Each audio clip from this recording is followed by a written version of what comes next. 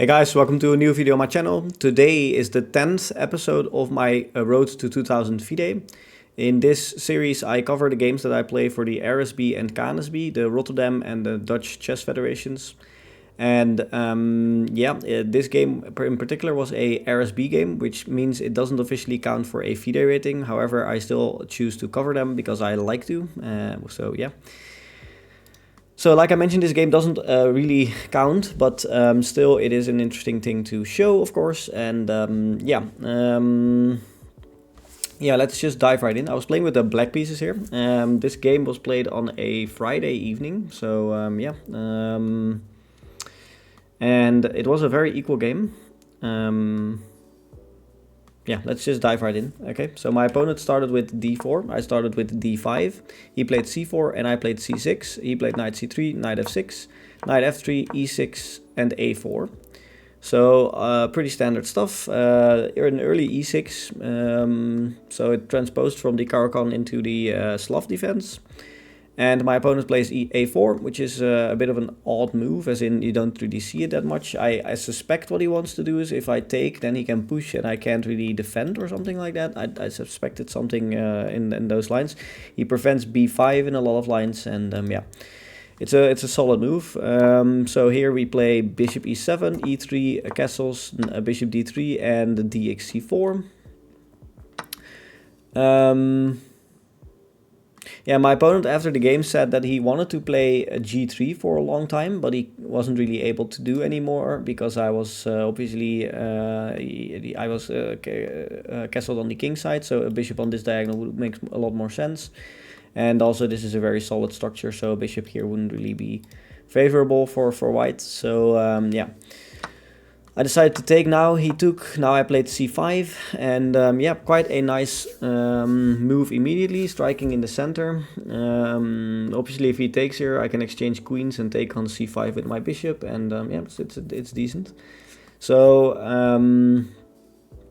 not really a whole lot of crazy things going on still. He castles, I play knight c6, he plays queen d3, now I decide to take. And then after he takes back, I thought this would be good for me. The reason I thought this would be good for me is because I create an isolated pawn for him. So this pawn is a weakness, which I can maybe attack in the long run. And I'm a little bit better here, but very marginal, only minus 1 point or minus 0.25, so not a lot. It's a pretty equal game. I mean, this game is going to be very equal the entire time. Not really a lot of things going on. In this position, I thought for a long time about what I wanted to do, and at a certain point I decided to go for b6, which I usually wouldn't play that quickly. The reason I wouldn't play that quickly is because there's a move like bishop f4, and maybe in combination with knight b5, which exposes a lot of weaknesses here. Also the bishop here is can be kind of tricky right now. But I figured after I think like a 10-minute thought here that b6 should be the best move, because I need to get my bishop out, I need to get my rook into the game. And really the only easy way to do that is by going here. I could have also gone here, but I just don't really think that was the right plan. So I decided that was the best option, which it was. He played rook d1, which is the best, and now I played knight b to d5, and this is a minor mistake I made. He had a chance here to be a little bit better. The move he should have played is knight e5, which puts a knight in the center and maybe tries to go here. Pretty solid move. What I maybe should have done is play the other knight here, which is not the best thing, but it is a little bit better. The reason why I didn't is probably because I wanted to keep this knight to defend h7, which is not really a problem right now, but the reason why I played it in the first place, put a knight on d5, is because I wanted to prevent this isolated and pawn from moving forward, which might have been a little bit too soon, because obviously there's still a lot of pieces on the board, and at the same time it's not a passed pawn, so there's still a pawn for me, so he couldn't really push anyways. Although maybe in some lines, I mean, if I go for something like this, maybe he can push and trade everything off. Maybe it is an idea. I mean, gives away a free pawn. Okay, well, that's not an idea, but maybe in some lines it would be. So I went here, and he went bishop e3, which kind of missed his chance, and now I went bishop b7, and he went bishop a6. And I was a little bit better here. I was debating here about playing a move like Queen C8, which was probably a little bit better than what I did, or to take. And I decided eventually to take, which is also fine, by the way, but okay. And now I played Knight B4 again. I was also debating about playing this again, and then if he trades, I can get my rook in the game, and you know, might be okay. But yeah, I mean, for the longest time in this game, I just really didn't feel like there was a whole lot of things for me to get. I mean, it felt really drawish. There's not a whole lot of things going on. At least I have Knight B4, which comes in with tempo, and then I had Rook C8, and yeah, I mean, it's just a very equal game. Here, at a certain point, I decided to play Knight F to D5, which is a good idea, because now after taking, I could take with the Queen, and my position became a little bit more active, and I had a very tiny advantage here, -1. The reason I'm a little bit better here is because this rook obviously controls the open file. There's not really an easy way right now to try and prevent that. He went Knight E5, I went Bishop D6, he went Knight D3, I went Rook C7. And now apparently this is a mistake. I should have played Knight C6, trying to attack this pawn again probably, or maybe, I don't know, get some sort of tricks in. Or maybe reroute the knight to here. But yeah, I didn't. I played Rook C7, and apparently here he had another miss. He should have went takes, and I thought after taking I would be okay, but probably he can just go here. And then after going here, something like this, maybe this is okay for him. Maybe it's not actually. Oh no, it's not, because you lose a pawn. So, oh, apparently that's not even the best line. Okay, well, what do I know? Okay, well, I mean, doesn't really matter, but he decided to play Knight F4, which was another minor victory for me. I went Queen F5 and he went Queen B5. And here, obviously, so the reason why so in this position, my opponent at a certain point offered a draw, or a little bit later, I think, like 1 or 2 moves later. And I declined. And the reason I declined is because after trading, the first thing, if I saw this position, was I thought, okay, if I trade queens, he has double pawns and an isolated pawn. So it must be good for me, right? I must be better in the end game. So I decided to trade off queens, which is not the best move, but it's not bad. So Queen E4 was the best move. So I should have done that. However, I decided to trade because I thought, okay, this cannot be bad for me. I have an opponent with double pawns here and an isolated pawn. I'm still controlling the only open file. I was like, okay, this must be good for me. I mean, I must be better here. Question is how much better. So I played Rook F to C8, he played Knight E2, I played Knight D5, he played King F1, I played Bishop B4. And I had a problem here. The problem that I had here was that this pawn was going to be was falling if I ever decided to trade something off here. Obviously my opponent played Knight E2, and the reason he played Knight E2 is to cover the C1 square, because now I can never trade rooks. And so the game still was very drawish here, which is unfortunate, but it just was. And yeah, after Bishop B4, my idea was, he played Rook D3, my idea was to play Bishop A5. And the idea of Bishop A5 is to prevent this pawn from being taken and keep a bishop on a strong diagonal. So I kind of like that move. The opponent, or the engine doesn't really prefer it. I mean, it's not bad, but it's not very good either. And here my opponent played Bishop C1. And here I missed an opportunity to play Rook C2, apparently. Rook on the 7th rank. I mean, if you look at this position more closely, there isn't really anything here. I mean, yeah, I mean, there really isn't. I don't really have a whole lot of ideas. I can't really take this, I can't take this. I can maybe get my knight in somehow. I mean, it's not really easy to figure out what to do here. Black is still a little bit better, but very difficult to see why and how I can take advantage of that. So I decided to bring my king F8, G4, King E7, G5. And at this point, I have to obviously mention that we were already very low on time.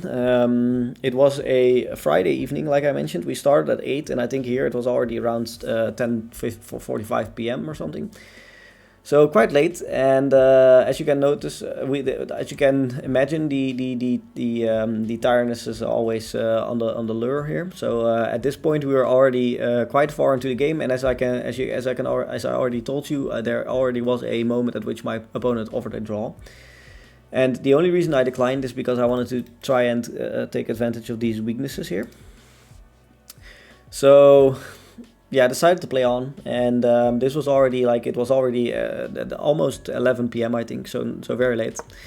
And I played king d7, and here my opponent played rook h3, and now I kind of figured, okay, I allowed too much counterplay, because the only way I can defend this h7 pawn is if I go rook h8, which is a very ugly move, of course. So yeah, I mean, at this point he played rook a to a3, and now I played f6, he played knight c3, I played f5, and here I was already a little bit worse. Probably what he needs to do is reroute his knight somehow to get to this square, maybe from one of these 3 squares, of course. So if you I don't know, for example, go here, here, here, and here or something, I don't know if that's the shortest way, but that would be very good, because this square is now very weak. So yeah, under time trouble, I had a bit of I had a series of bad moves, and here I was actually a little bit worse. This was the only moment in the game where I was a little bit worse, apart from this exact moment. This is the other moment where my opponent should have went here. So it's almost almost the same disadvantage. So here it's plus 0.64 for white, and here it is plus 0.66. So this was the largest the largest disadvantage I had in the entire game.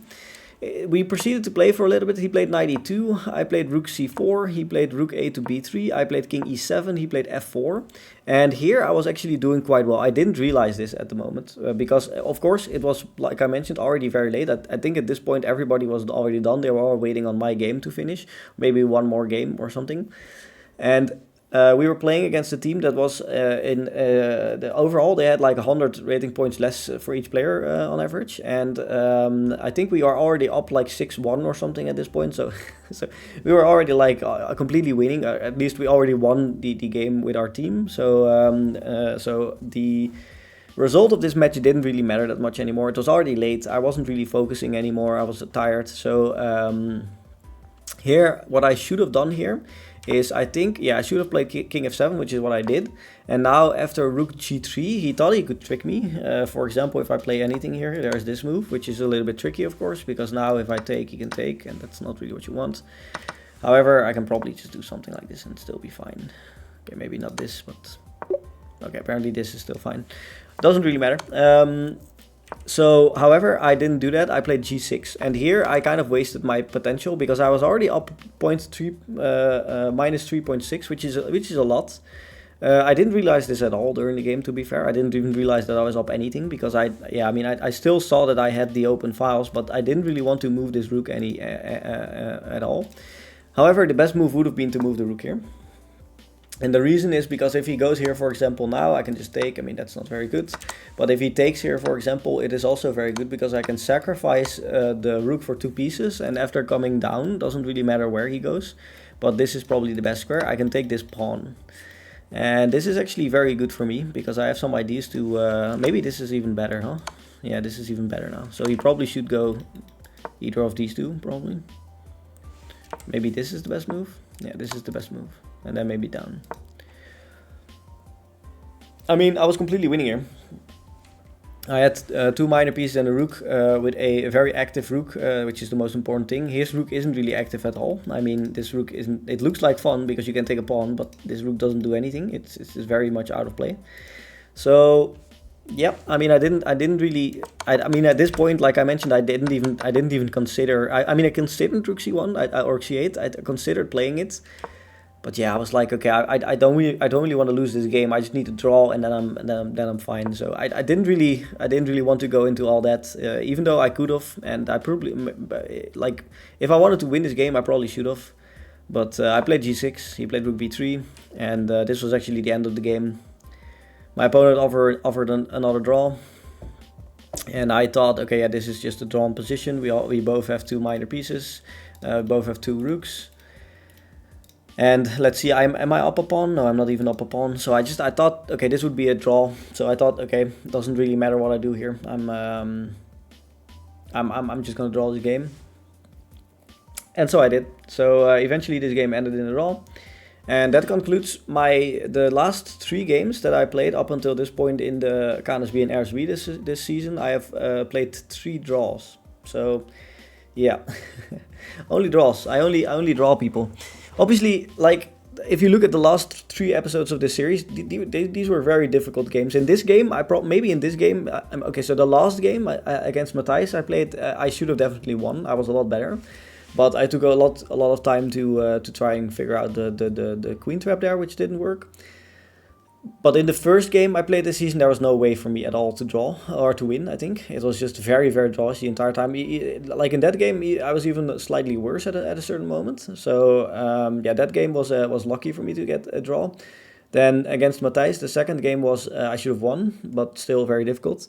And this game, once again, I mean, I had chances to win, minor chances, but yeah, I mean, it's very, very difficult. And in time trouble, especially when it's late in the evening, it is not easy, and it's just very difficult to win those games. So yeah, 3 draws, and yeah, this is very difficult to win against these guys. Very, very difficult.